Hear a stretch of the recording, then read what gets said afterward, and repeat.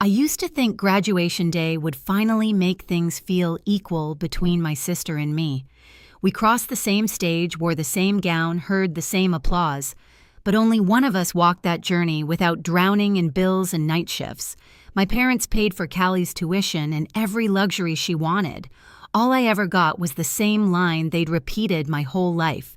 You were always the strong one.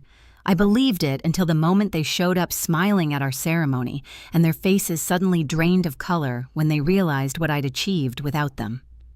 My name is Gianna Harper, and for as long as I can remember, people have mistaken quietness for strength. I grew up in a small house in Oregon, where the walls held more expectations than affection, and where love, at least the version handed to my sister, felt effortless, abundant, almost blinding. Callie was the sparkly one, the golden one, the daughter my parents seemed proud to display. I was the other half, the one who blended into door frames and learned early how to fold disappointment into silence.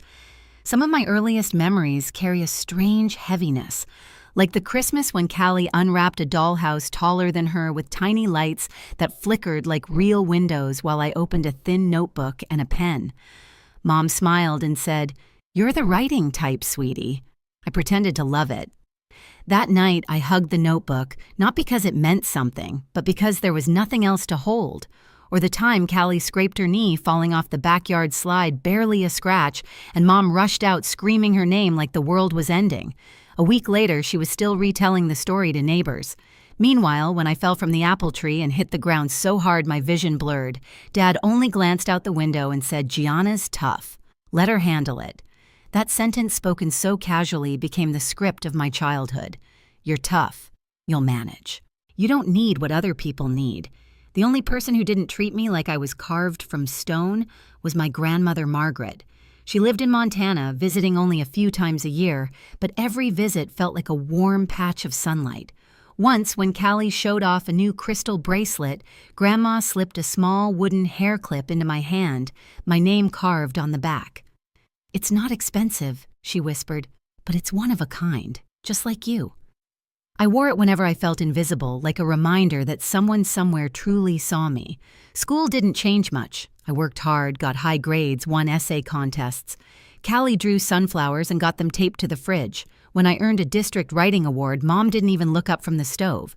But when Callie got a B+ in history, she invited the neighbors over to celebrate. I learned to swallow my pride quietly. By the time we got into college, the pattern was already set. Callie's full tuition paid, a new laptop, a monthly allowance, an apartment she didn't have to clean. I moved into a damp basement dorm and stacked multiple jobs to stay afloat. Every time I called home, exhausted, Mom would say the same sentence like a lullaby made of guilt. "You were always the strong one, Gianna." It was meant to praise me, but it only reminded me that no one ever planned to hold me up. And yet, despite everything, a small part of me still believed that graduation might change something, that maybe this time they would finally see me. College didn't break me, but it reshaped me in ways I never admitted out loud. While Callie floated through those 4 years, like she was on a guided tour, new outfits, weekend getaways, brunch photos with friends, I was learning the price of survival. I woke before sunrise to mop classroom floors, tutored high school students in the afternoons, and worked late shifts in the library. I tracked every dollar in a tiny notebook, calculating how many hours of work equaled a tank of gas or a week of groceries. Callie never asked how I was doing. She'd wave at me across campus sometimes, always surrounded by people, always laughing like the world bent to make her comfortable. Whenever she talked about exams or stress, Mom would say, "Don't push yourself too hard, honey." But when I mentioned working 3 jobs, Mom's voice would soften into that familiar dismissive reassurance. "You were always the strong one, Gianna. You'll be fine." Strength in her eyes meant I didn't get to need anything. I remember one particular afternoon during junior year. I had just finished a 4-hour shift shelving books when I spotted my parents' car outside the student center. For a brief second, excitement startled me. Maybe they were here to see me. Maybe they finally wanted to know how I was really doing. But when I walked outside, Callie was already in their arms, twirling a new purse they'd brought her just because. They barely noticed me standing there, sweat dampening my collar from rushing out. Dad waved half-heartedly, and Mom said, "Oh, sweetie didn't see you. You look tired." Callie needs help choosing classes. Could you give her advice? Advice. As if effort was the only thing I had to offer. Moments like that repeated again and again, small cuts never deep enough to kill me outright, but enough to make breathing sting. Still, I kept moving forward. I studied late, applied for internships I wasn't sure I deserved, and built a future piece by piece with hands no one expected anything from. By senior year, I had stopped waiting for my parents to ask about my accomplishments. When I got selected for an advanced accounting seminar, I celebrated alone with a cheap muffin from the campus cafe. When a professor pulled me aside to praise my analytical work, I smiled quietly and rode home on a bike with rusting spokes. Graduation loomed like a finish line and a funeral all at once, the end of being overlooked, but also the confirmation that nothing I did had changed the way my parents saw me. Callie, meanwhile, talked nonstop about the photo shoot she planned for commencement. Mom already had her dress picked out. Dad joked about crying when Callie crossed the stage. I wasn't part of any of those conversations. Somewhere inside, a quiet truth began to settle.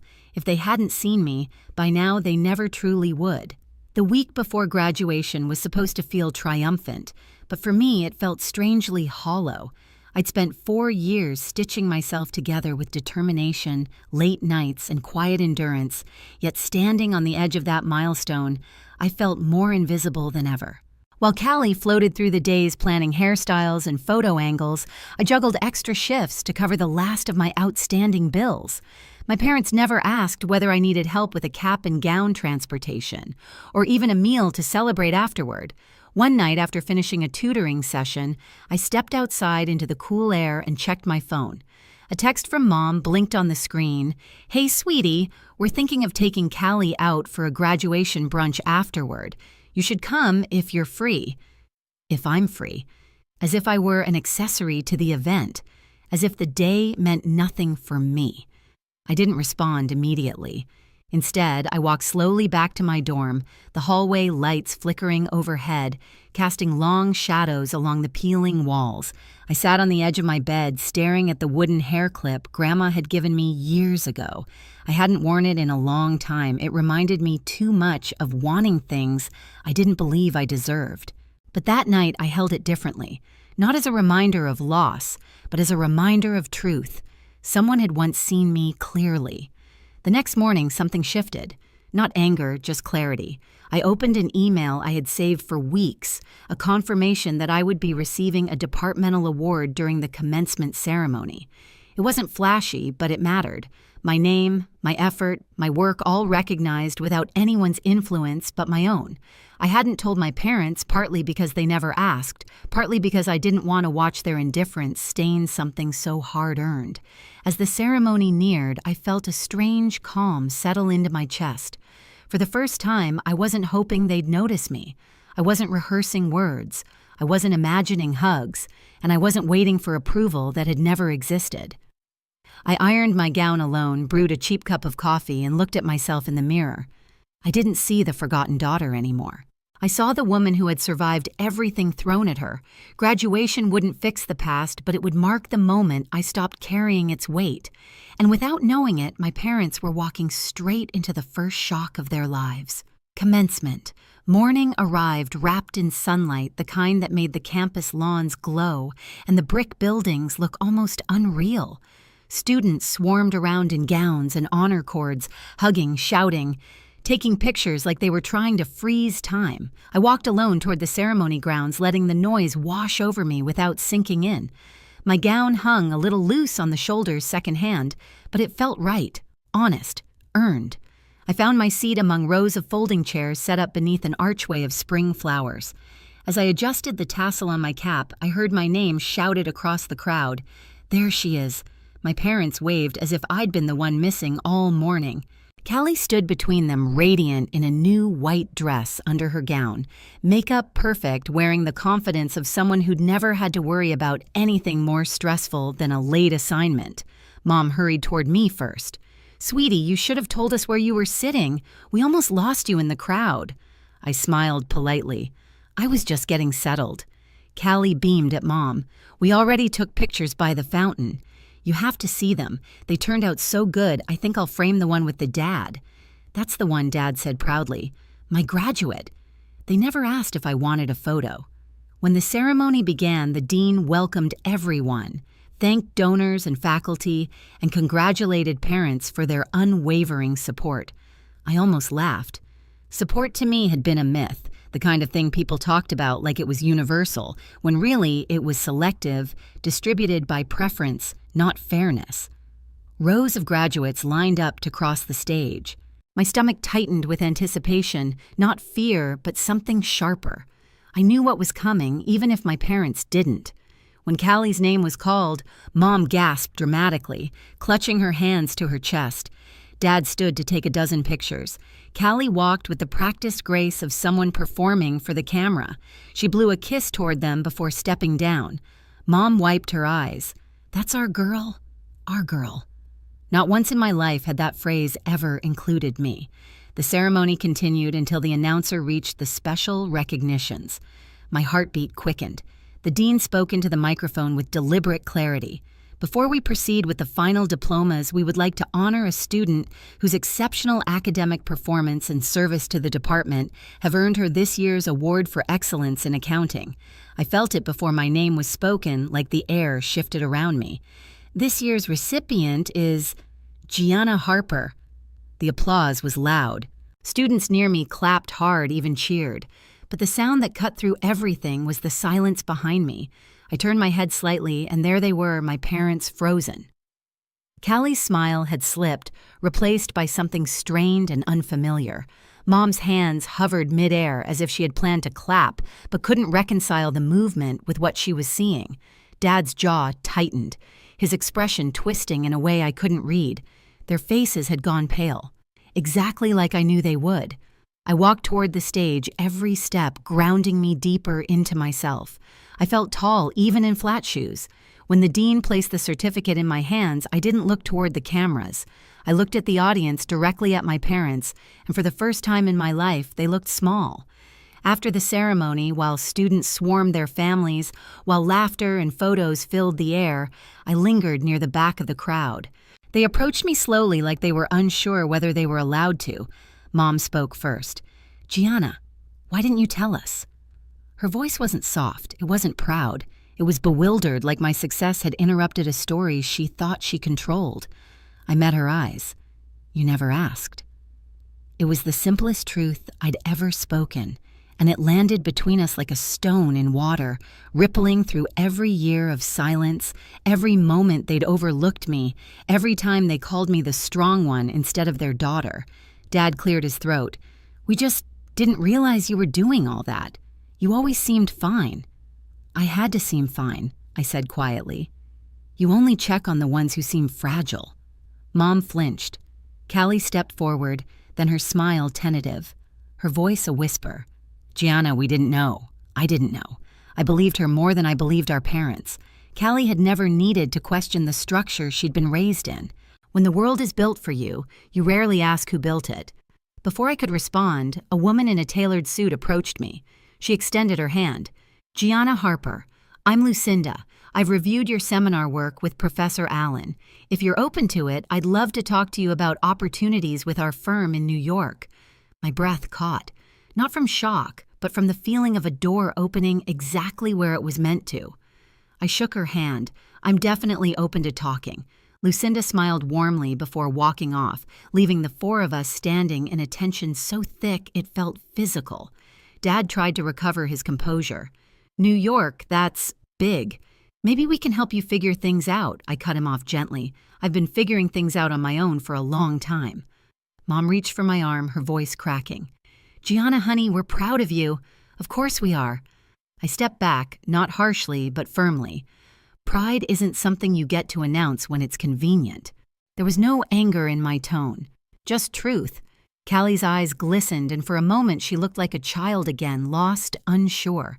"Are we okay?" she asked faintly. I inhaled, let the air settle. "We will be, but not today, because today belonged to me, to the girl who walked alone, worked alone, endured alone, to the woman who didn't need permission to shine." As I walked away from them, sunlight hit the wooden hair clip in my hair, warm and steady. I didn't have to turn back to know they were still standing there, stunned, confronted by the reality they had shaped. For the first time in my life, their silence didn't hurt. It proved something I had always known but never accepted. Strength was never the excuse they claimed it to be. It was the truth I built when they gave me nothing else. I didn't leave campus right away. I found a quiet bench near the science building, the one place where the crowds thinned and the noise softened. My phone buzzed with messages from classmates, professors, even the department chair. Not a single one from my parents. I wasn't surprised. I wasn't hurt either. For the first time, there was nothing left inside me waiting for their reaction. Later that evening, as the sky faded to a soft orange, Callie texted me, "I'm sorry. I didn't see things the way you did. I want to understand." I stared at the message for a long time before replying, "Take your time." I did. That was enough for now. 2 days later, Lucinda emailed me a formal invitation to interview in New York. I read it 3 times, not because I doubted it, but because it felt like a door I had carved myself finally swung open. No inheritance, no safety net, no parental hand guiding me, just my work, my name, my courage. As I packed my dorm room, folding my gowns and notes into a single suitcase, I realized something simple and liberating. I wasn't running from anything. I was walking toward the life I had built with my own hands. I landed in New York a week later, stepping into a city that didn't know my past or the shadows I'd carried for years. And somehow that anonymity felt like freedom. I walked through Midtown with my resume tucked under my arm and the wooden hair clip steady in my hair, knowing every step forward was mine alone. Being the strong one had never been a compliment. It was the excuse they used to leave me behind. But now it was my power. If this story resonates with you, share your thoughts below. And don't forget to subscribe for more stories like this.